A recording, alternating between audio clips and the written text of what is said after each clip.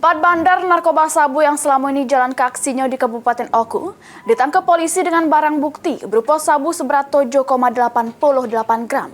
Selain itu juga, polisi ngaman ke siko uang pengguna narkoba.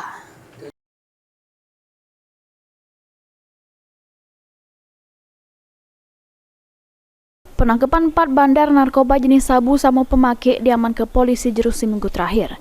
Berikut dengan barang bukti sabu seberat 7,88 gram. Sama sebutir pil ekstasi merek Rolex Pink dari kelima tersangka. Keempat tersangka ialah Ade, warga Pasar Pucuk sebagai pemakai, DZ sama BI, warga Dusun Baturajo, AK, warga Baturajo Lamo, serta AS, warga Air Poah sebagai pengedar. Mbak ini sudah diamankan di Polres Oku. Kasat Narkoba Polres Oku, Ibtu Deka Saputra ngatoke, siko tersangka yang merupakan pemakai bakal diserahkan ke tim asesmen terpadu provinsi. Kegiatan ungkap kasus ini merupakan komitmen dari Polres Oku dalam rangka keseriusan penanganan peredaran gelap dan penyalahgunaan narkoba, khususnya di wilayah Ogan Komering Ulu.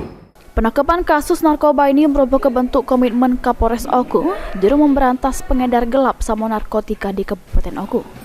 Yunin Yuniki, PAL TV.